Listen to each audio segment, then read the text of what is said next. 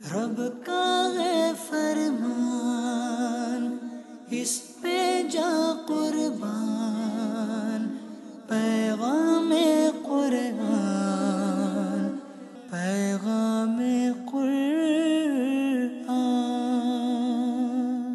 الحمدللہ رب العالمین والصلاة والسلام علی سید المرسلین، اما بعد فاعوذ باللہ من الشیطان الرجیم، بسم اللہ الرحمن الرحیم۔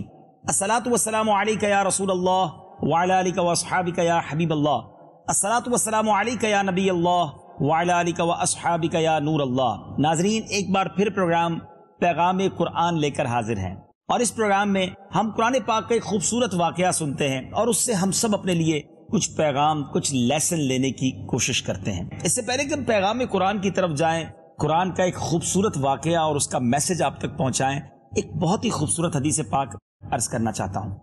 حضرت سیدنا ابو ہریرہ رضی اللہ تعالیٰ عنہ سے مروی ہے کہ سرکار مدینہ، سرکار مکہ مکرمہ صلی اللہ تعالیٰ علیہ وسلم کا فرمان عظمت نشان ہے، اللہ عز و جل کے کچھ سیاح یعنی سیر کرنے والے فرشتے ہیں، جب وہ محافل ذکر کے پاس سے گزرتے ہیں تو ایک دوسرے سے کہتے ہیں یہاں بیٹھو۔ جب ذاکرین یعنی ذکر کرنے والے دعا مانگتے ہیں تو فرشتے ان کی دعا پر آمین کہتے ہیں۔ جب وہ نبی علیہ الصلوۃ والسلام پر درود بھیجتے ہیں تو وہ فرشتے بھی ان کے ساتھ مل کر درود بھیجتے ہیں، حتیٰ کہ وہ منتشر ہو جاتے ہیں۔ پھر فرشتے ایک دوسرے کو کہتے ہیں کہ ان خوش نصیبوں کے لیے خوشخبری ہے کہ وہ مغفرت کے ساتھ واپس جا رہے ہیں۔ سبحان اللہ، سبحان اللہ۔ اس حدیث سے کیا سیکھنے کو ملا ناظرین؟ کہ جن محافل میں اللہ اور اس کے رسول کا ذکر ہوتا ہے، اللہ کے ذکر کے ساتھ ساتھ نبی پاک پر درود و سلام پڑھا جاتا ہے، وہ نشستیں، وہ محفلیں، وہ حلقے مغفرت کے حلقے ہیں، وہ مغفرت کی گیدرنگز ہیں۔ اللہ کرے کہ ہم ایسی جگہوں پر جائیں جہاں اللہ اور اس کے رسول کا ذکر ہوتا ہو، جب دوست مل کر بیٹھیں تو ذکر اللہ کچھ کریں، اللہ کے حبیب علیہ الصلوۃ والسلام پر درود بھیجیں اور یہ برکتیں حاصل کریں۔ اور ایک اور بات سیکھنے کو ملی ناظرین کہ اچھے بندوں کی صحبت بھی بڑی اچھی ہوتی ہے، اللہ کے نیک بندوں کے ساتھ بیٹھنا مغفرت کا سبب بن جاتا ہے۔ پنجابی شاعر بڑی پیاری بات لکھتے ہیں نا، مجھے اور آپ کو اپنی گیدرنگز چیک کرنی ہے، اپنا فرینڈ سرکل چیک کرنا ہے کہ ہمارا اٹھنا بیٹھنا کن لوگوں میں ہے۔ وہ کہتے ہیں بھلے بندے دی صحبت یاروں، جویں دکان اتاراں، سودا بھاوے ملے نہ لئیے، ہلے آن ہزاراں۔ وہ کہتے ہیں کہ اچھے بندے کی جو صحبت ہے نا، وہ عطر والے کی دکان کی طرح ہے، پرفیوم شاپ کی طرح ہے۔ آپ پیسوں سے عطر خریدیں نہ خریدیں، خوشبو پھر بھی آ جاتی ہے، سیمپل پھر بھی لگا دیا جاتا ہے، یعنی بینیفٹ ہی ہوتا ہے نیک لوگوں کی صحبت میں بیٹھنے کا۔ لیکن جو لوگ برے لوگوں کے ساتھ بیٹھتے ہیں، ادھر اگلا پارٹ سنیے، وہ شاعر لکھتے ہیں برے بندے دی صحبت یاروں، جویں دکان لوہاراں، کپڑے پاویں کنج کنج پئیے، چنگا پین ہزاراں۔ وہ کہتے ہیں کہ جو برے لوگ ہوتے ہیں نا، اللہ کے نافرمان ہوتے ہیں، ان کی صحبت ایسی ہے، ان کا قریب جانا ایسا ہے جیسے آپ لوہار کی دکان پہ چلے جائیں۔ کپڑے کتنے ہی بچا لیں، لوہار کی دکان پر چنگاریاں اڑتی ہیں اور وہ کپڑوں میں سوراخ کر ہی دیتی ہیں۔ جو لوگ کہتے ہیں نا میں دوستوں کے ساتھ بیٹھتا ہوں، میں شراب نہیں پیتا، وہ پیتے ہیں، میں جوا نہیں کھیلتا، بس دوست کھیلتے ہیں، میں تو کمپنی دیتا ہوں۔ نہیں ناظرین، ہمیں ایسے لوگوں کے ساتھ نہیں بیٹھنا جو اللہ کی نافرمانی کرتے ہیں۔ ہمیں ان جگہوں پر جانا ہے کہ جہاں جانے سے مغفرت کی خیرات مل جائے، ان نیک لوگوں پر رحمتیں برسے اور اس کا حصہ ہمیں مل جائے۔ تو یہ حدیث کا پیغام بھی آپ کو دینا تھا، اور اب چلتے ہیں پیغام قرآن کی طرف۔ آج کا جو ٹاپک ہے وہ بڑا ہی نرالا ہے اور بڑا ہی انوکھا ہے، قبولیت دعا کا مقام۔ وہ کون سا مقام تھا کہ جہاں پر اللہ کے نبی کی دعا قبول ہوئی؟ سبحان اللہ۔ اسلامی تاریخ کا ایک ایسا کردار حضرت عیسیٰ علیہ الصلوۃ والسلام کی والدہ حضرت مریم رضی اللہ تعالی عنہا کا ہے کہ جب ان کے حالات زندگی پڑھتے ہیں عقل حیران ہو جاتی ہے۔ آئیے کچھ امیزنگ معلومات آج کے پروگرام میں آپ کو دینے کی کوشش کرتے ہیں۔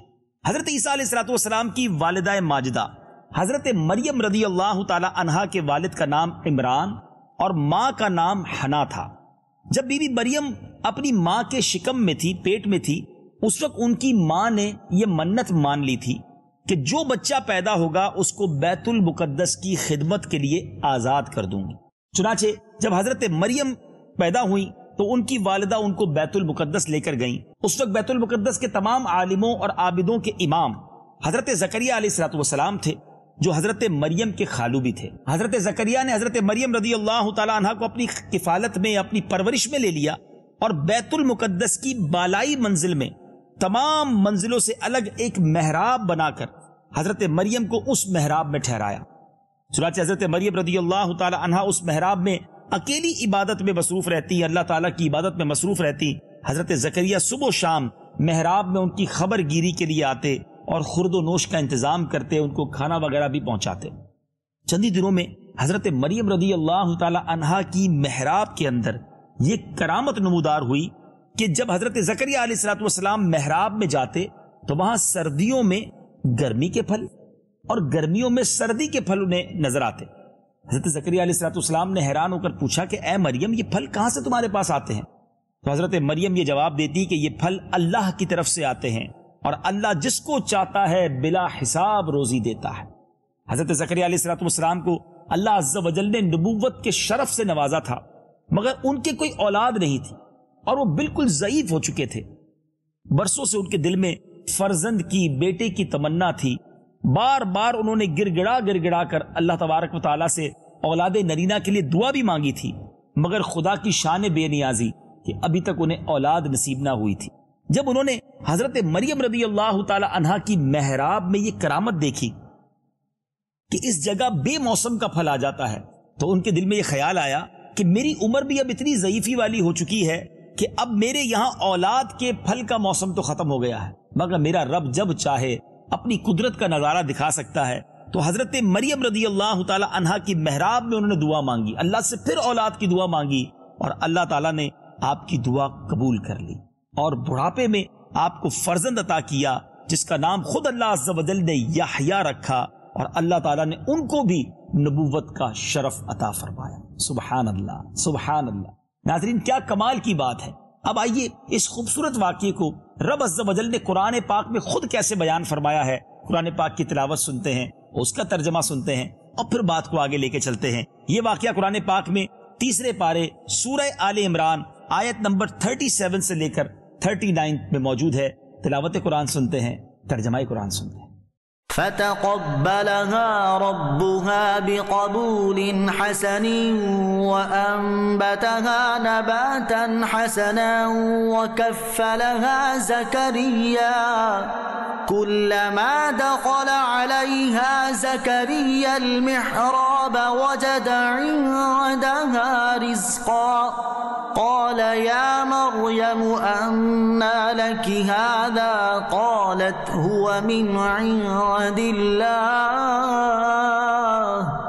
إن الله يرزق من يشاء بغير حساب هنالك دعا زكريا ربه قال رب هب لي من لدنك ذرية طيبة إنك سميع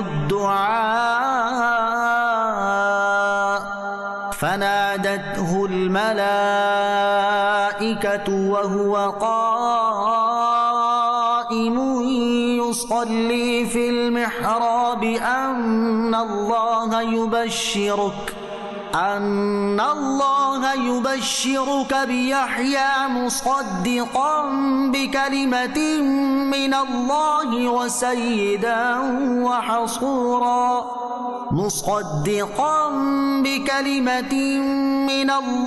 وسيدا وحصورا ونبيا من الصالحين۔ تو اسے اس کے رب نے اچھی طرح قبول کیا اور اسے اچھا پروان چڑھایا اور اسے زکریا کی نگہبانی میں دیا۔ جب زکریا اس کے پاس اس کی نماز پڑھنے کی جگہ جاتے، اس کے پاس نیا رزق پاتے۔ کہا اے مریم، یہ تیرے پاس کہاں سے آیا؟ بولی وہ اللہ کے پاس سے ہے، بے شک اللہ جسے چاہے بے گنتی دے۔ یہاں پکارا زکریا اپنے رب کو، بولا اے رب میرے، مجھے اپنے پاس سے دے ستھری اولاد، بے شک تو ہی ہے دعا سننے والا۔ تو فرشتوں نے اسے آواز دی اور وہ اپنی نماز کی جگہ کھڑا نماز پڑھ رہا تھا۔ بے شک اللہ آپ کو مژدہ دیتا ہے یحییٰ کا، جو اللہ کی طرف کے ایک کلمہ کی تصدیق کرے گا، اور سردار اور ہمیشہ کے لیے عورتوں سے بچنے والا اور نبی ہمارے خاصوں میں سے۔ جی ناظرین، کمال کا واقعہ ہے، حضرت زکریا علیہ الصلوۃ والسلام کی دعا کس انداز سے رب نے قبول کی، بیٹا دیا تو وہ بھی کیسا دیا، اور اسے نبوت کا شرف بھی عطا کیا۔ اس خوبصورت واقعے سے مجھے اور آپ کو آج کیا سیکھنا ہے؟ پہلی بات جو علماء نے لکھی کہ اس واقعے سے کیا معلوم ہوا کہ حضرت مریم رضی اللہ تعالی عنہا صاحب کرامت اور مرتبہ ولایت پر فائز ہیں، کیونکہ خدا کی طرف سے ان کی محراب میں پھل آتے تھے، اور وہ بھی جاڑوں کے یعنی سردیوں کے موسم میں گرمیوں کے پھل، گرمیوں کے موسم میں سردیوں کے پھل۔ یہ ان کی ایک عظیم و شان کرامت ہے جو ان کی ولایت کی شاہد ہے۔ اور یہاں ایک اور بات بڑی کیٹیگوریکلی کلیئر ہو جاتی ہے کہ اللہ کے ولیوں کی کرامت کا ثبوت تو قرآن سے موجود ہے۔ حضرت مریم نبی تو نہیں تھی نا، وہ تو ولیہ تھی، نیک خاتون تھی۔ تو جب قرآن ذکر کر رہا، یہ واقعہ آپ نے سنا، قرآن میں بھی تلاوت سنی آپ نے، جب قرآن اللہ اپنے نیک بندوں کے بارے میں خود ہمیں قرآن کے ذریعے بتا رہا ہے کہ ان کی کرامتیں پاسبل ہیں، تو اگر آج کوئی کسی اللہ کے ولی کی کرامت کو بیان کرتا ہے تو اس میں کوئی کانفلکٹ نہیں ہے، کرامت کا ثبوت تو قرآن سے موجود ہے نا ناظرین۔ اور اسی طرح ایک اور بڑا خوبصورت واقعہ آپ نے سنا ہوگا کہ حضرت سلیمان علیہ الصلوۃ والسلام جب ملکہ بلقیس کا تخت لانا چاہتے تھے تو ملک شام سے یعنی مصر سے وہ بہت دور تھا، تھاؤزنڈز ہنڈریڈز مائلز دور تھا، اور بہت بڑا تخت تھا، مگر قرآن کہتا ہے نا کہ آپ کے ساتھ بیٹھے ہوئے ایک ایسا شخص جس کے پاس کتاب کا علم تھا، ان کے بارے میں بتایا جاتا ہے ان کا نام آصف بن برخیہ تھا، اور انہوں نے کہا تھا کہ حضور میں آپ کے پلک جھپکنے سے پہلے وہ تخت یہاں لا سکتا ہوں، اور ایسا ہی ہوا، قرآن میں اس کا ذکر ہے۔ تو اب بتائیے نا کہ جب قرآن اولیاء کرام کی، اللہ تعالیٰ کے نیک بندوں کی کرامتوں کو ذکر کر رہا ہے تو پھر ہمیں کیا پرابلم ہے؟ اللہ تعالیٰ جسے چاہے جو اختیار دے، مگر اس کرامتوں کے بارے میں جو کنفیوژن پیدا ہو جاتی ہے وہ میں آج کلیئر کر دیتا ہوں۔ بیسیکلی اگر کوئی شخص یہ سمجھتا ہے کہ اگر اللہ کا کوئی ولی، صحابی رسول یا نبی جو اس طرح کی کرامت یا اس طرح کی کوئی مدد فرماتے ہیں وہ اپنی طرف سے فرماتے ہیں تو یقیناً یہ شرک ہے۔ لیکن اگر کوئی یہ سمجھتا ہے کہ اللہ کی عطا سے، اللہ کی مہربانی سے اللہ تعالیٰ انہیں کچھ عطا فرماتا ہے یہ کمالات، اور وہ اس طرح کی کرامتیں دکھاتے ہیں، اللہ کی عطا ہے نا، اللہ چاہتا ہے تو یہ کرتے ہیں، تو اس میں میرا خیال ہے کوئی کنفیوژن نہیں ہونی چاہیے۔ اب آتے ہیں اس خوبصورت واقعے سے ایک اور سبق کیا ملا کہ اللہ تعالیٰ کہ بندے یا اللہ والیاں جہاں عبادت کریں وہ اس جگہ اس قدر مقدس ہو جاتی ہے کہ وہاں رحمت خداوندی کا نزول ہوتا ہے اور وہاں پر دعائیں قبول ہوتی ہیں۔ اللہ کے نبی کا یہ عمل ہمیں بتا رہا ہے کہ حضرت زکریا علیہ الصلوۃ والسلام پہلے بھی دعائیں کر چکے تھے، مگر ایگزیکٹلی اس محراب میں جا کر کیوں دعا کی کہ ان کا یہ ماننا تھا کہ جہاں اللہ کے نیک بندے عبادت کریں وہاں رحمتیں نازل ہوتی ہیں۔ تو جہاں اللہ کے نیک بندے عبادت کریں وہ جگہ دعاؤں کی قبولیت کی جگہ بن جائے، تو جہاں اللہ کے نیک بندوں کے مزارات ہوں تو وہاں جا کر بھی اگر رب سے مانگا جائے تو انشاءاللہ اللہ بڑا کریم، مانگنا تو رب سے ہی ہے نا، انشاءاللہ رحمتیں ہوں گی، دعائیں قبول ہو جائیں گی۔ تو ایسے مقامات جو مقدس مقامات ہوں، جیسے دعا کے آداب میں بھی علماء نے لکھا کہ مکہ شریف میں جا کر دعا مانگے، دعا قبول ہوگی انشاءاللہ، اور کعبے کے سامنے جائیں تو اور امپورٹنٹ ہے اور برکت والی جگہ ہے، صفا مروہ جس کو اللہ نے اپنی نشانی قرار دیا وہ دعاؤں کی قبولیت کا مقام ہے۔ تو مکہ پاک اور مدینہ طیبہ تو پورا کا پورا ہی دعاؤں کی قبولیت کے مقام ہے، اور پھر وہ تمام جگہیں جن کا ذکر قرآن میں عزت کے ساتھ، احترام کے ساتھ بیان ہوا، ان جگہوں پر جا کر دعائیں مانگیں، اولیاء کرام کی قرب میں جا کر دعائیں مانگیں تو ضرور انشاءاللہ دعائیں قبول ہوں گی۔ اور ایک اور بات بھی سیکھنے کو ملی ناظرین کہ بظاہر تو حضرت زکریا علیہ الصلوۃ والسلام بہت ضعیف ہو گئے تھے، ایک طرح سے انسان اس عمر میں جا کے مایوس ہو جاتا ہے، مگر آپ نے ہمت نہیں ہاری، آپ نے دعا کی، اللہ کی رحمت سے مایوس نہیں ہوئے۔ بہت سارے ناظرین ایسے ہوتے ہیں جو اگر کسی مشکل میں آ جائے نا اب مایوس ہو جاتے ہیں کہ نہیں جناب میرا تو مسئلہ حل ہی نہیں ہو سکتا، میں تو اب اتنی بڑی پرابلم میں آ گیا ہوں، اب میں نکل ہی نہیں سکتا، اب میرے لیے ناممکن ہے اس پرابلم سے باہر آنا۔ ہو سکتا ہے اس وقت بھی مجھے کوئی بیمار دیکھ رہے ہوں، پریشان حال دیکھ رہے ہوں، قرضے میں ڈوبا میرا کوئی بھائی مجھے دیکھ رہا ہو، یا گھریلو پریشانیوں میں کوئی ڈوبا ہوا شخص دیکھ رہا ہو۔ ایک بات سمجھیے ناظرین، میری اور آپ کی جو پرابلم ہے نا وہ ہمارے لیے بہت بڑی ہے، مگر وہ اللہ کے لیے بہت بڑی نہیں ہے۔ ان اللہ علی کل شیء قدیر، میرا رب جو چاہے وہ کر سکتا ہے۔ میں اور آپ سمجھ رہے نا کہ پرابلم یہ پاسبل ہی نہیں ہے، نہیں ناظرین، میرے اور آپ کے لیے پاسبل نہیں ہے، رب کے لیے تو پاسبل ہے نا۔ وہ ہمارا جب مددگار بن جائے، ہم اس سے دعا مانگے، اس کی بارگاہ میں گر گڑائے، وہ کرم فرمائے، ہر مشکل سالو ہو سکتی ہے۔ میں اس کو ایک فزیکل، ایک نارمل سی ایگزامپل کے ذریعے سمجھاتا ہوں۔ آپ نے دیکھا ہوگا گھر میں بھی بعض اوقات چونٹیاں ہوتی ہیں، اگر کوئی چونٹی سفر کر رہی ہے، جا رہی ہے، اور آپ اس کے آگے ایک سیب رکھ دیں، اس چونٹی کے ساتھ کیا ہوگا؟ وہ تو رک جائے گی، اس کو تو ایک بہت بڑا پہاڑ سامنے نظر آئے گا، وہ اس سیب کو ہٹا بھی نہیں سکے گی، اور وہ سمجھے گی کہ اب یہ راستہ بلاک ہو گیا ہے۔ ایسا ہی ہے نا، اب آپ اسی سیب کو اٹھا کے جیب میں رکھ لیں، چونٹی کا راستہ کلیئر ہو گیا نا، پہاڑ جو اس کے سامنے تھا حل ہو گیا، کلیئر ہو گیا۔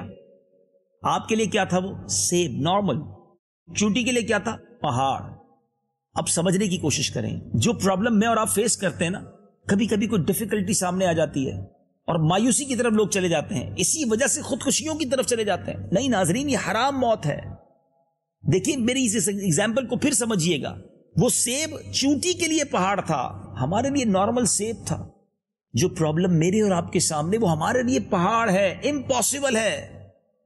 اللہ کے آگے کچھ نہیں ہے، اس کے لیے وہ کچھ مشکل نہیں ہے، اس نے کرم فرمانا ہے، نگاہ رحمت فرمانی ہے، اور یہ پرابلم سالو ہو جانی ہے۔ تم مایوس نہ ہو، مانگے رب سے۔ اللہ خود قرآن میں فرماتا ہے نا، ادعونی استجب لکم، تم مجھ سے مانگو میں تمہیں عطا کروں گا۔ ہم مانگنے والے تو بنے نا، ہاں اس کے کچھ آداب ضرور ہیں، دعا قبول نہ ہونے کی وجوہات ہیں، آپ ان وجوہات کو دور کر دیں، ان ریزنز کو ختم کر دیں، آپ کی دعائیں قبول ہونا شروع ہو جائیں گی۔ نبی پاک علیہ الصلوۃ والسلام سے ایک بڑا امپورٹنٹ سوال حضرت سیدنا سعد بن ابی وقاص رضی اللہ تعالیٰ عنہ نے کیا کہ حضور یہ بتائیے کہ میں مستجاب الدعوات بننا چاہتا ہوں۔ مستجاب الدعوات کون ہوتا ہے؟ جس کی ساری دعائیں قبول ہوں۔ میرا خیال ہے آپ سارے جتنے ناظرین مجھے سن رہے ہیں، آپ بھی بننا چاہتے ہیں، میں بھی بننا چاہتا ہوں۔ دعا مانگے اور وہ قبول ہو جائے، بڑا خوبصورت کوسچن تھا۔ سرور کائنات علیہ الصلوۃ والسلام نے کوئی بہت بڑا آنسر نہیں دیا، کوئی بہت بڑی لسٹ نہیں دی کہ اے سعد یہ کرو یہ کرو یہ کرو، پھر اس کے بعد تم کورس کرو، جب جا کے تم جو ہے مستجاب الدعوات بن جاؤ گے۔ نہیں، جسٹ ون لائنر آنسر، ایک جملے میں جواب دے دیا۔ پیارے آقا علیہ الصلوۃ والسلام نے فرمایا، جس کا مضمون ہے، اے سعد اپنے لقمے پاکیزہ کر لو، تم مستجاب الدعوات بن جاؤ گے۔ حلال کمانا شروع کر دو، تم مستجاب الدعوات ہو جاؤ گے، تمہاری دعائیں قبول ہونا شروع ہو جائیں گی۔ اب سوچ لیجئے ناظرین، ہم کیا کر رہے ہیں؟ ہم حرام کما کر توقع رکھتے ہیں کہ دعائیں قبول ہوں گی۔ رشوت کا کام کرنے والا کیسے سوچتا ہے کہ میری دعائیں قبول ہوں گی؟ جھوٹ بول کر کاروبار کرنے والا، ملاوٹ کر کے کاروبار کرنے والا، کسی کا مال دبا لینے والا، سود کا کاروبار کرنے والا، یہ ایکسپیکٹ کیسے کرتا ہے میری دعا قبول ہوگی؟ ایک ہی فارمولا ہے، اگر آپ چاہتے ہیں آپ کی دعائیں قبول ہوں، روزی حلال کیجیے۔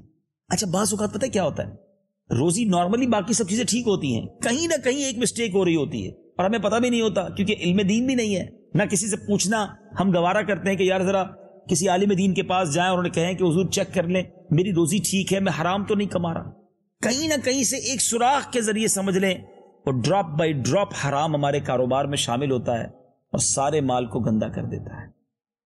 تو پلیز اپنے کاروبار کو کسی صحیح مفتی صاحب سے، عالم دین سے چیک کروا لیجیے، کوئی بات نہیں، ایک بار چیک کروا لیجیے، وہ کہہ دیں ٹھیک ہے تو آپ کا اطمینان ہو جائے گا، اور وہ کہیں کہ یہ والا طریقہ چینج کر دیں تو چینج کر دیں، تاکہ روزی تو حلال ہونا، حرام کیوں کمائیں ہم؟ اللہ رازق ہے، وہ حلال دینے والا ہے۔ تو اپنی روزی پاکیزہ کر لیں، اپنے لقمے پاکیزہ کریں، آپ کی دعائیں قبول ہونا شروع ہو جائیں گی۔ اور دعا جب بھی مانگے نا ناظرین، بڑے یقین سے مانگے، تذبذب سے، ہیزیٹیشن سے دعائیں قبول نہیں ہوتی۔ لوگ دعا کرتے ہوئے سوچتے ہیں چلو کر لیتے ہیں ورنہ ہونا کچھ نہیں ہے، قبول نہیں ہوں گی، پتہ نہیں ہوگی یا نہیں ہوگی۔ علماء کہتے ہیں اس کی دعا قبول ہی نہیں ہوتی جو اس کانسیپٹ کے ساتھ دعا کرتا ہے۔ میں آپ کو ایک واقعہ سناتا ہوں۔ ایک گاؤں میں بارش نہیں ہو رہی تھی، گاؤں والے بڑے پریشان تھے، قحط تھا۔ اب انہوں نے ڈیسائیڈ کیا کہ سارے گاؤں والے کسی گراؤنڈ میں جمع ہوتے ہیں اور وہاں جو ہے وہ دعا کرتے ہیں مل کر اللہ کی بارگاہ میں، جس کو نماز استسقاء کہتے ہیں، دعا استسقاء کہتے ہیں، بارش کی دعا۔ سارے گاؤں والے جمع ہوئے، ایک نوجوان بھی آیا، مگر اپنے ساتھ وہ چھتری لے کر آیا، امبریلا لے کر آیا۔ تو لوگوں نے اس کا مذاق اڑانا شروع کیا کہ کئی سال ہو گئے، کئی ماہ گزر گئے، ایک قطرہ پانی نہیں برسا، آج بھی بادل نہیں ہے اور آپ چھتری لے کر آئیں۔ اس نوجوان نے کمال کا جواب دیا۔ نوجوان کہتا ہے جس رب سے مانگنے آئے ہیں اگر اس پر یقین ہی نہیں ہے تو پھر مانگنے کیوں آئے ہیں؟ اور آج قبول ہونی ہے دعا تو بارش میں بھیگتا ہوا جاؤں گا کیا؟ سوچئے، وہ بلیف تھا، وہ یقین تھا۔ کتابوں میں لکھا ہے دعا ہوئی، موسلا دھار بارش ہوئی، سارا گاؤں بھیگتا ہوا واپس گیا اور نوجوان چھتری کے سائے میں واپس گیا۔ یہ بلیف ریکوائرڈ ہے، یہ یقین درکار ہے۔ جب اللہ سے دعا مانگتے وقت یقین اور فوکس ہوگا نا کہ میرا کریم ضرور عطا فرمائے اور وہ ضرور دے گا، بس اصل چیز ہے ادب کے ساتھ، التجا گر گڑا کر ہو، کنیکٹیوٹی کے ساتھ مانگیں، ضرور کرم ہوگا۔ تو ناظرین، آج کے اس خوبصورت پیغام قرآن سلسلے میں ہمیں ایک اور پیغام جو ملا کہ مایوس نہیں ہونا ہے، دعا پر یقین رکھیں اور دعا دل و جان سے کریں۔ دعا عبادت ہے، بلکہ حدیث کے الفاظ ہیں الدعاء مخ العبادہ، دعا عبادت کا مغز ہے، الدعاء صلاح المؤمن، دعا مومن کا ہتھیار ہے۔ ہمارے پاس یہ چیزیں موجود ہیں اور ہم سارے جہان کے آگے پیچھے گھوم رہے ہوتے ہیں، سب کے پاس جاتے ہیں پرابلم میں، رب کے پاس نہیں جاتے۔ رب کے پاس جائیں، سجدہ کریں، خوب دعائیں کریں، وہ رب کریم ضرور عطا فرمائے گا۔ تو بہرحال ناظرین، آج کے پیغام قرآن کا وقت ختم ہوا، ہم نے چلنا ہے اپنے اگلے سیگمنٹ کی طرف جس کا نام ہے تعارف قرآن۔ پیغام ناظرین، تعارف قرآن میں ایک بار پھر مرحبا کہتے ہیں، اور آج تو اس سورت کا تعارف بیان کرنا ہے جس سے ہم سبھی کو بڑی محبت ہے، جب بھی پڑھتے ہیں ایمان تازہ ہو جاتا ہے، جس کو قرآن کی دلہن کہا گیا۔ جی ہاں، عروس القرآن سورہ رحمان۔ آج سورہ رحمان کا تعارف سننا ہے۔ سورہ رحمان یاد رہے مکہ مکرمہ میں نازل ہوئی۔ اس سورت میں 3 رکوع، 78 آیتیں، 78 آیتیں، 351 کلمے اور 1663 حروف ہیں، 1636 حروف ہیں۔ اس سورت کا نام سورہ رحمان اس لیے رکھا گیا کہ اس کی ابتدا اللہ تعالیٰ کے اسماء حسنہ میں سے ایک اسم الرحمن سے کی گئی۔ سورہ رحمان کے فضائل سبحان اللہ۔ حضرت علی المرتضیٰ شیر خدا کرم اللہ تعالی وجہ الکریم سے روایت ہے کہ نبی پاک علیہ الصلوۃ والسلام نے ارشاد فرمایا، ہر چیز کی ایک زینت ہے اور قرآن کی زینت سورہ رحمان ہے۔ مفتی احمد یار خان نعیمی رحمۃ اللہ تعالی فرماتے ہیں، چند وجہ سے سورہ رحمان کو قرآن کی دلہن اور زینت فرمایا گیا۔ اس صورت میں اللہ تعالیٰ کی ذات و صفات کا ذکر ہے اور ذات و صفات پر اعتقاد ایمان کی زینت ہے۔ اس صورت میں جنت کی حوروں اور اس کے حسن و جمال اور ان کے زیورات کا ذکر ہے، اور یہ چیزیں جنت کی زینت ہیں۔ اس صورت میں آیت مبارکہ فَبِأَيِّ آلَاءِ رَبِّكُمَا تُكَذِّبَانِ یہ 31 بار 31 ٹائم ارشاد ہوئی، اور اس سے صورت کی زینت اور زیادہ ہو گئی۔ سبحان اللہ سبحان اللہ۔ نمبر 2، حضرت فاطمہ الزہرا رضی اللہ تعالیٰ عنہ سے روایت ہے کہ نبی پاک علیہ الصلوۃ والسلام نے ارشاد فرمایا، سورہ حدید، سورہ واقعہ اور سورہ رحمان کی تلاوت کرنے والے کو زمین و آسمان کی بادشاہت میں جنت الفردوس کا مکین پکارا جاتا ہے۔ کیا بات ہے، پھر ریپیٹ کر دیتا ہوں، ان صورتوں کو اپنے معمولات میں شامل کر لیجئے۔ سورہ حدید، سورہ واقعہ اور سورہ رحمان، اس کی تلاوت ہو سکے تو زیادہ سے زیادہ کیا کرے۔ نمبر 3، تیسری فضیلت، اس سورت کی آیات اگرچہ چھوٹی چھوٹی ہیں لیکن ان کی تاثیر بہت مضبوط ہے۔ مروی ہے کہ حضرت قیس بن عاصم بن قری رضی اللہ تعالی عنہ نے اسلام قبول کرنے سے پہلے پیارے آقا علیہ الصلوۃ والسلام سے عرض کی، جو کچھ آپ پر نازل کیا گیا ہے میرے سامنے اس کی تلاوت کیجیے۔ اللہ کے حبیب علیہ الصلوۃ والسلام نے ان کے سامنے سورہ رحمان پڑھی تو اس نے عرض کی، اسے دوبارہ پڑھیے۔ پیارے آقا علیہ الصلوۃ والسلام نے اس کے کہنے پر 3 مرتبہ سورہ رحمان کو پڑھا، اور سورہ رحمان سن کر اس نے عرض کی، خدا کی قسم یہ سورت بہت ہی خوبصورت ہے، اس میں بہت حلاوت ہے، اس کا نیچے والا حصہ سرسبز ہے اور اوپر والا حصہ پھلدار ہے، یہ کسی انسان کا کلام ہی نہیں ہے، اور میں گواہی دیتا ہوں کہ اللہ تعالیٰ کے سوا اور کوئی معبود نہیں، اور بے شک آپ اللہ تعالیٰ کے رسول ہیں۔ کیا بات ہے، کیا بات ہے، واقعی سورہ رحمان پڑھیں تو بندہ ایسا لگتا ہے رب کی رحمت کے دریا میں گویا تیرتا ہوا جا رہا ہے۔ اس سورت کا مرکزی مضمون یہ ہے کہ اس میں اللہ تعالیٰ کی وحدانیت اور قدرت، نبی پاک علیہ الصلوۃ والسلام کی نبوت اور قرآن مجید کے اللہ تعالیٰ کے وحی ہونے پر دلائل بیان کیے گئے ہیں، نیز اس میں یہ مضامین بھی بیان کیے گئے ہیں۔ نمبر 1، اس سورت کی ابتدا میں اللہ تعالیٰ نے اپنی عظیم نعمتوں جیسے قرآن پاک کو نازل کرنے، تاجدار رسالت کو اس کی تعلیم دینے، اور آپ علیہ الصلوۃ والسلام کو دنیا اور آخرت کی تمام چیزوں کی تعلیم دینے کا ذکر فرمایا۔ اس کے بعد چاند، سورج، زمین پر اگی ہوئی بیلوں، درختوں، آسمانوں، زمینوں، باغات میں پھلوں اور کھیتوں میں فصلوں کا بھی ذکر فرمایا۔ حضرت آدم علیہ الصلوۃ والسلام کی پیدائش، میٹھے اور خاری سمندروں اور ان سے موتیوں کے نکلنے کو بیان فرمایا۔ اس جہاں کے فنا ہونے اور صرف اللہ تعالیٰ کی ذات کے باقی رہنے اور تمام مخلوق کے اللہ تعالیٰ کا محتاج ہونے کا ذکر فرمایا۔ اس سورت کے آخر میں قیامت، جنت کی نعمتوں اور جہنم کی سختیوں اور ہولناکیوں وغیرہ کا ذکر ہے۔ کیا بات ہے سورہ رحمان کی. ناظرین، میں چاہتا ہوں کہ آج ہم اپنے سلسلے کا اختتام قرآن پاک کی دلہن، قرآن پاک کی زینت سورہ رحمان کی تلاوت سے کریں. آئیے قرآن پاک کی اس عظیم سورت کو سننے کے لیے تیار ہو جائیے، سر جھکائیے، اللہ کی رحمتوں کے سمندر میں تیرنے کے لیے تیار ہو جائیے. سورہ رحمان کی تلاوت اور ترجمہ سنتے ہیں. اعوذ باللہ من الشیطان الرجیم. میں اللہ تعالیٰ کی پناہ میں آتا ہوں شیطان مردود سے. بسم اللہ الرحمن الرحیم. اللہ کے نام سے شروع جو نہایت مہربان رحم والا. الرحمن علم القرآن خلق الانسان علمه البیان. الشمس والقمر بحسبان والنجم والشجر يسجدان. رحمان نے اپنے محبوب کو قرآن سکھایا، انسانیت کی جان محمد کو پیدا کیا، ما کانا وما یکون کا بیان انہیں سکھایا. سورج اور چاند حساب سے ہیں اور سبزے اور پیڑ سجدہ کرتے ہیں. تفسیر نور العرفان میں ہے سبزے اور درختوں کے سجدے سے مراد یہ ہے کہ وہ ہر وقت اس کے مطیع اور فرما بردار ہیں یا واقعی سجدے کر رہے ہیں. ان کے سجدے ہماری عقل و سمجھ میں نہ آئیں. والسماء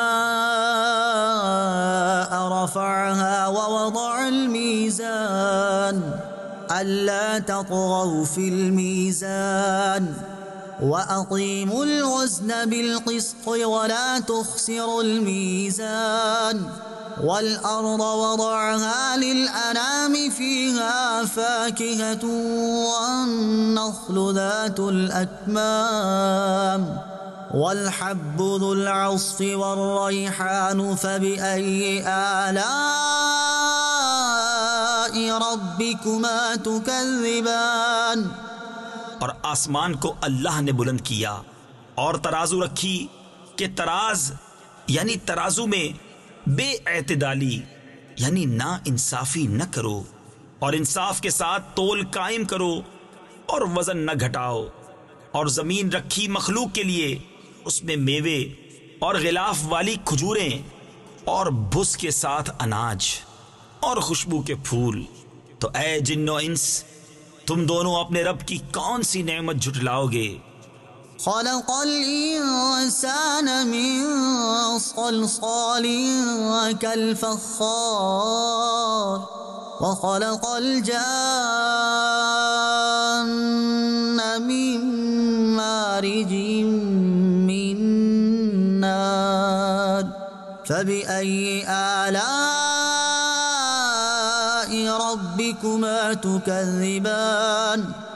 اس نے آدمی کو بنایا بجتی مٹی سے جیسے ٹھیکری، اور جن کو پیدا فرمایا آگ کے لوکے سے.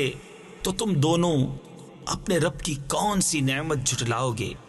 رب المشرقين ورب المغربين فبأي آلاء ربكما تكذبان. دونوں پورب کا رب اور دونوں پچھم کا رب، تو تم دونوں اپنے رب کی کون سی نعمت جھٹلاؤ گے؟ مرج البحرين يلتقيان بينهما برزخ لا يبغيان فبأي آلاء ربكما تكذبان. اس نے دو سمندر بہائے کہ دیکھنے میں معلوم ہو ملے ہوئے، اور ہے ان میں روک کہ ایک دوسرے پر بڑھ نہیں سکتا. تو اپنے رب کی کون سی نعمت جھٹلاؤ گے؟ يخرج منهما اللؤلؤ والمرجان فبأي آلاء ربكما تكذبان. ان میں سے موتی اور مونگا نکلتا ہے، تو اپنے رب کی کون سی نعمت جھٹلاؤ گے؟ وَلَهُ الْجَوَارِ الْمُنشَآتُ فِي الْبَحْرِ كَالْأَعْلَامِ. اور اسی کی ہیں وہ چلنے والیاں کہ دریا میں اٹھی ہوئی ہیں جیسے پہاڑ. تفسیر خزائن العرفان میں ہے اس آیت مبارکہ میں دریا میں چلنے والیوں سے مراد کشتیاں ہیں کہ ان کشتیوں کا چلنا اور تیرنا یہ سب اللہ کی قدرت سے ہے. فَبِأَيِّ آلَاءِ ربكما تكذبان تو اپنے رب کی کون سی نعمت جھٹلاؤ گے؟ كل من عليها فان ويبقى وجه ربك ذو الجلال والإكرام فبأي آلاء ربكما تكذبان زمین پر جتنے ہیں سب کو فنا ہے اور باقی ہے تمہارے رب کی ذات عظمت اور بزرگی والا، تو اپنے رب کی کون سی نعمت جھٹلاؤ گے؟ يسأله من في السماوات والأرض كل يوم هو في شأن اسی کے منگتا ہے جتنے آسمانوں اور زمین میں ہیں، اسے ہر دن ایک کام ہے۔ تفسیر خزائن العرفان میں ہے یہ آیت یہود کے رد میں نازل ہوئی کیونکہ وہ کہتے تھے کہ اللہ تعالیٰ سنیچر کے دن کوئی کام نہیں کرتا۔ بتایا گیا کہ وہ ہر وقت اپنی قدرت کے آثار ظاہر فرماتا ہے۔ فبأي آلاء ربكما تكذبان تو اپنے رب کی کون سی نعمت جھٹلاؤ گے؟ سنفرغ لكم أيها الثقلان جلد سب کام نپٹا کر ہم تمہارے حساب کا قسط فرماتے ہیں، اے دونوں بھاری گروہ۔ تفسیر نور العرفان میں ہے یعنی بروز حشر دنیا کے کام سب بند ہوں گے، صرف حساب ہوگا۔ فبأي آلاء ربكما تكذبان تو اپنے رب کی کون سی نعمت جھٹلاؤ گے؟ يا معشر الجن والإنس إن استطعتم أن تنفذوا من أقطار السماوات والأرض فانفذوا لا تنفذون إلا بسلطان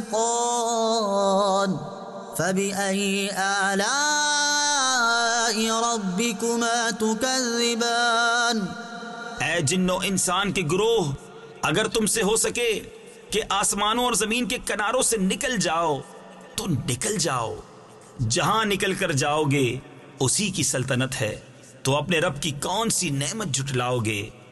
يرسل عليكما شواظ من نار ونحاس فلا تنتصران فبأي آلاء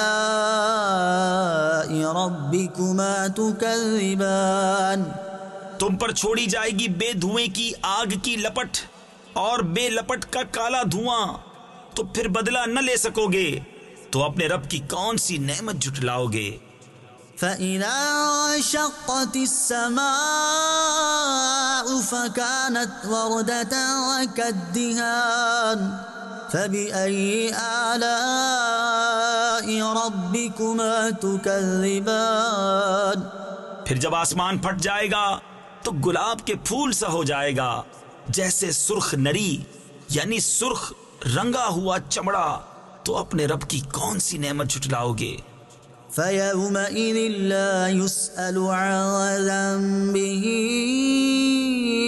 إنس ولا جان تو اس دن گناہگار کے گناہ کی پوچھ نہ ہوگی کسی آدمی اور جن سے۔ تفسیر خزائن العرفان میں ہے اس کا مطلب ہے کہ اس روز فرشتے مجرموں سے دریافت نہ کریں گے، ان کی صورتیں دیکھ کر پہچان لیں گے اور سوال دوسرے وقت میں ہوگا۔ فبأي آلاء ربكما تكذبان تو اپنے رب کی کون سی نعمت جھٹلاؤ گے؟ يعرف المجرمون بسيماهم فيؤخذ بالنواصي والأقدام فبأي آلاء ربكما تكذبان مجرم اپنے چہرے سے پہچانے جائیں گے تو ماتھا اور پاؤں پکڑ کر جہنم میں ڈالے جائیں گے، تو اپنے رب کی کون سی نعمت جھٹلاؤ گے؟ هذه جهنم التي يكذب بها المجرمون يطوفون بينها وبين حميم آن فبأي آلاء ربكما تكذبان یہ ہے وہ جہنم جسے مجرم جھٹلاتے ہیں، پھیرے کریں گے اس میں اور انتہا کے جلتے کھولتے پانی میں، تو اپنے رب کی کون سی نعمت جھٹلاؤ گے؟ وَلِمَنْ خَافَ مَقَامَ رَبِّهِ جَنَّتَانِ فَبِأَيِّ آلَاءِ رَبِّكُمَا تُكَذِّبَانِ ذَوَاتَا أَفْنَانٍ فَبِأَيِّ آلَاءِ رَبِّكُمَا تُكَذِّبَانِ اور جو اپنے رب کے حضور کھڑے ہونے سے ڈرے اس کے لیے 2 جنتیں ہیں، تو اپنے رب کی کون سی نعمت جھٹلاؤ گے؟ بہت سی ڈالوں والیاں، تو اپنے رب کی کون سی نعمت جھٹلاؤ گے؟ فِيهِمَا عَيْنَانِ تَجْرِيَانِ فَبِأَيِّ آلَاءِ رَبِّكُمَا تُكَذِّبَانِ ان میں 2 چشمے بہتے ہیں، تو اپنے رب کی کون سی نعمت جھٹلاؤ گے؟ فِيهِمَا مِن كُلِّ فَاكِهَةٍ زَوْجَانِ فَبِأَيِّ آلَاءِ رَبِّكُمَا تُكَذِّبَانِ ان میں ہر میوہ 2 قسم کا، تو اپنے رب کی کون سی نعمت جھٹلاؤ گے؟ متكئين على فرش بطائنها من استبرق وجنى الجنتين دان فبأي آلاء ربكما تكذبان ایسے بچھونوں پر تکیہ لگائے جن کا استر کناویس کا، اور دونوں کے میوے اتنے جھکے ہوئے کہ نیچے سے چن لو، تو اپنے رب کی کون سی نعمت جھٹلاؤ گے؟ فيهن قاصرات الطرف لم يطمثهن إنس قبلهم ولا جان فبأي آلاء ربكما تكذبان ان بچھونوں پر وہ عورتیں ہیں کہ شوہر کے سوا کسی کو آنکھ اٹھا کر نہیں دیکھتی، ان سے پہلے انہیں نہ چھوا کسی آدمی اور نہ جن نے، تو اپنے رب کی کون سی نعمت جھٹلاؤ گے؟ كأنهن الياقوت والمرجان فبأي آلاء ربكما تكذبان گویا وہ لعل اور مونگا ہیں، تو اپنے رب کی کون سی نعمت جھٹلاؤ گے؟ هل جزاء الإحسان إلا الإحسان فبأي آلاء ربكما تكذبان نیکی کا بدلہ کیا ہے مگر نیکی، تو اپنے رب کی کون سی نعمت جھٹلاؤ گے؟ ومن دونهما جنتان فبأي آلاء ربكما تكذبان اور ان کے سوا 2 جنتیں اور ہیں، تو اپنے رب کی کون سی نعمت جھٹلاؤ گے؟ مدهامتان فبأي آلاء ربكما تكذبان نہایت سبزی سے سیاہی جھلک دے رہی ہیں، تو اپنے رب کی کون سی نعمت جھٹلاؤ گے؟ فيهما عينان نضاختان فبأي آلاء ربكما تكذبان ان میں 2 چشمے ہیں چھلکتے ہوئے، تو اپنے رب کی کون سی نعمت جھٹلاؤ گے؟ فيهما فاكهة ونخل ورمان فبأي آلاء